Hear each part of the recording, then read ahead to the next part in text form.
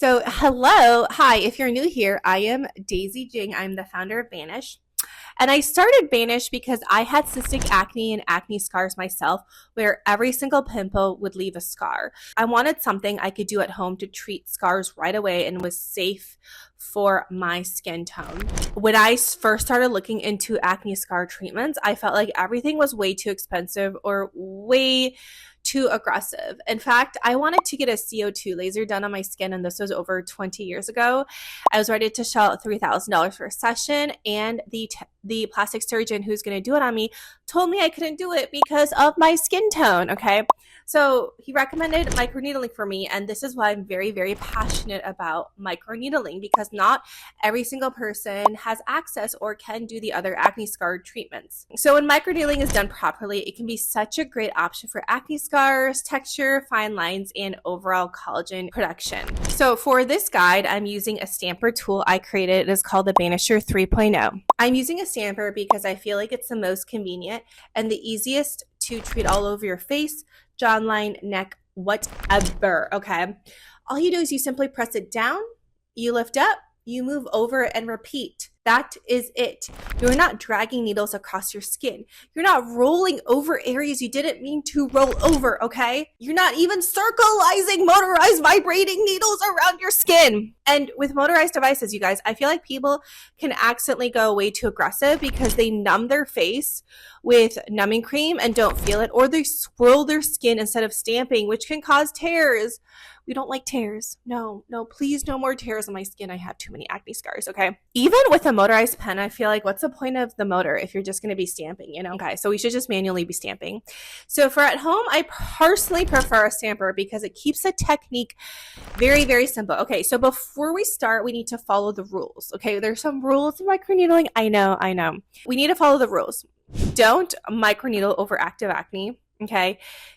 Do no microneedling cysts, no inflamed pimples, no opened wounds, no cold sores, no rashes, no sunburn.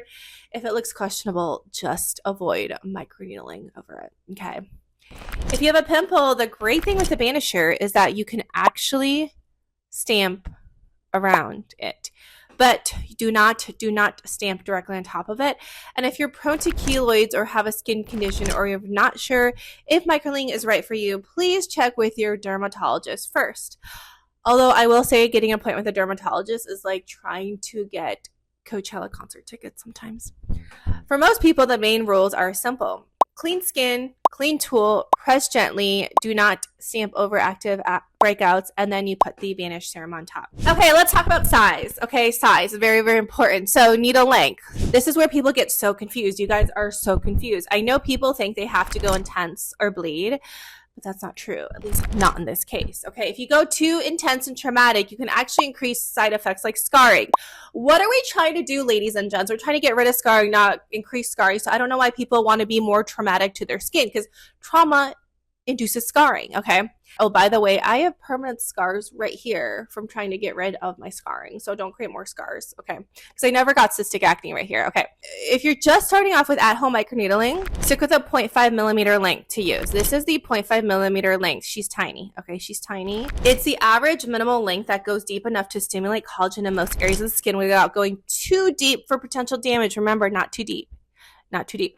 Let's get into how to microneedle first. Okay, so first, how do we do this? We're going to prep your skin and tool. So obviously, first wash your face and hands. Okay, I already did that before I started filming. And then sanitize your Banisher. So I like 70% isopropyl alcohol because it doesn't dry as quickly as 99% isopropyl alcohol. In fact, I feel like they use 99% isopropyl alcohol to clean electronics because it dries super fast. Fill the cap to the fill line, sanitize the head, and let it dry.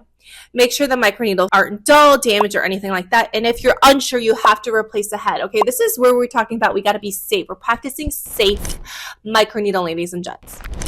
Again, for this tutorial, we're doing the 0.5 as the all-purpose at-home solution for face, neck, and scalp. It's like all-purpose flour you buy, you know, all-purpose. Okay, so if you want an in-depth guide on needle skin and thickness, comment below, and I can do a video about the lengths that you need to use.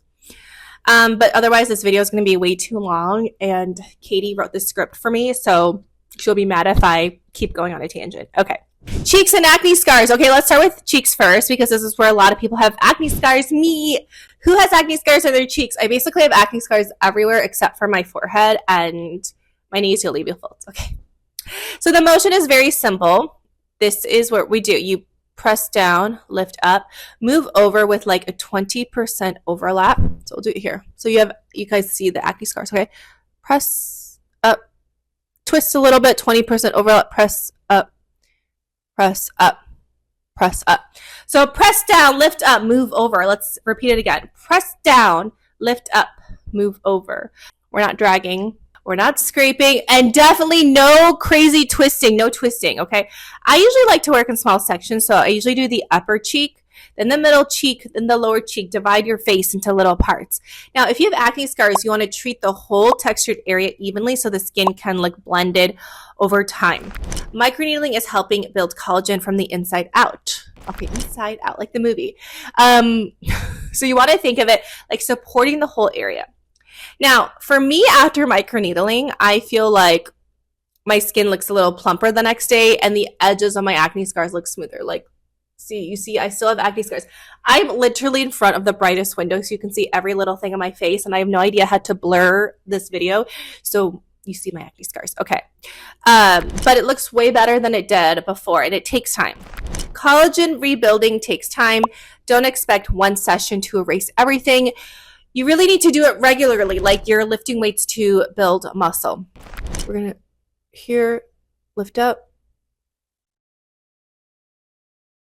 So we're going to talk about going microneedling over the eyes and around the eyes.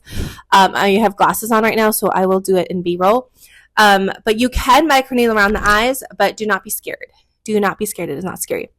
So rules: do not microneedle your eyelids. Do not go right under your lash line. Okay. And when I mean eyes, I say where people get crow's feet, very likely around the bony area under the eye. Do not press hard on the eyes. And you also do not need as many passes. So for the eyes, I like to use and replace the head to a 0.25 head. You can also go on the 11 lines right here. The 11 lines here. Okay. And just stamp the rest of the forehead and do that area. So now let's talk about jawline and jowls. First, let's just talk. Microneedling is not going to give you a facelift. I'm sorry. I wish it could. Keeping the expectation real for y'all. We all want to have real expectations, okay? So if you're noticing that the jawline is not as tight as it used to be, or the skin is looking a little bit loosey-goosey, microneedling can be a good way to support collagen over time. So you guys can see here, this neck, she needs a little bit of work. I feel like after my second baby, she needed a lot of work. So I've been microneedling over it. The study shows that 4 microneedling treatments on the face significantly improves lines, wrinkles, skin laxity, skin texture 90 and 150 days after the first treatment. So how do we microneedle?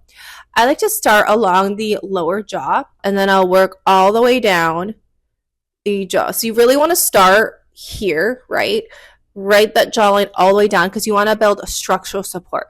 So you go all the way down, and then you want to work on the nasolabials. Okay, do you see that? Nasolabial folds, because I smile so much. I have a lot. And then you want to stamp under the jaw. So the great thing about the Banisher is that it fits under the jaw really, really well. So the jawline is curved, so make sure that the stamper sits flat. You still want to microneedle the rest of your face, like the cheeks and forehead, so the skin has strong structural support to keep everything lifted. So yes, you do want to target the lower half of the face, but you also want to do the top half of your face as well to build that strong structural support. So this is also why I do not recommend rollers or those motorized devices, because it can be really hard to get under these crevices. And you guys can see I have cystic breakout there, so we're not going to microneedle. We're going to skip that. Okay. So I always focus on the temples and the sides of my face, but now we're entering into a new era. I am working on going down the jawline and on my neck. The neck can be a lot more sensitive than the face for some people. So you can do it lighter pressure for you if it's sensitive, or fewer passes. Now, the most interesting thing about microneedling is that when I first started, my face was so red and sometimes I get a little bit bloody. Now it doesn't. But when I microneedle my neck, it gets red because I haven't been microneedling my neck. I've only been microneedling my face. So literally my skin on my face is thicker than on my neck. So I'm trying to get my neck to catch up. So it's going to take a lot more microneedling treatments before it stops getting red. You can stamp the sides in the neck, the front, and the lower neck area. Again, this can help prevent wrinkles and just help tighten up the neck when you need to microneedle. Okay, so now let's talk about scalp microneedling. Scalp microneedling. So I basically did this for you guys so I can show you. A lot of people tell me they didn't know you could microneedle to regrow hair. Yes, microneedling on the scalp is usually used with other growth treatments, but if you're really going to microneedle the scalp, definitely a stamper is easier because you don't want the derma roller to get stuck on your face. So make sure your scalp is clean, and if you do want to microneedle the scalp, use a different sanitized head to prevent anything from scalp to face or face to scalp. So part the hair so you can actually see the scalp, then stamp directly on the scalp. Super easy. It almost feels like a head massage. Now, if you're going to use any hair treatment, I suggest you wait until the next day because your scalp will be too sensitive. So what should you use after microneedling the scalp? I like vitamin C because the vitamin C is in the collagen formation of the skin, and that's why the Banish Kit includes the vitamin C serum. We make it fresh to order so it's clear and not oxidized when it arrives. But if you don't want to use vitamin C, you can use a hydrating serum like a hyaluronic acid or a very gentle moisturizer. I'd also avoid fragrance products too. You just made tiny little microchannels in the skin. You don't want to be putting too much stuff that is going to be penetrating your skin after. So no retinols, no exfoliating acids, no benzoyl peroxide, no fragrance, no scrubs. Let your skin relax, okay? It's time to take a chill pill, like let it meditate, let it marinate. As your skin exits the inflammation stage so that it goes into the collagen remodeling stage, which can last several weeks. So I would microneedle at night, and then I would put on the Banish serum, and then the next day I would use gentle skincare and stay out of the sun. So let's go into a few questions that a lot of people ask. Okay, first and foremost, does microneedling hurt? You feel it, but it's very tolerable to, I think it feels less than threading your eyebrows or plucking hairs from your face. So I would cross it between shaving your legs and plucking hairs through your face, okay? It's a mild prick session, but again, the more you do it, the less red and the stronger your skin gets, so it doesn't hurt anymore. When I do it on my face, I don't feel anything. When I do it on my neck, it's very sensitive because I have not been microneedling my neck for many years, okay? And honestly, the more you use it, the less you'll feel it. Okay, so let's talk about how often to microneedle. For the Banisher 3.0, which is default at 0.5 millimeters, I recommend we microneedle every other week, especially when you're starting. You don't want to do too much because your skin needs time to go through the whole repair process. So once every other week is a great place to start. And as you get used to it, it usually feels easier. Consistency is better than being too aggressive. Can we repeat this time and time again?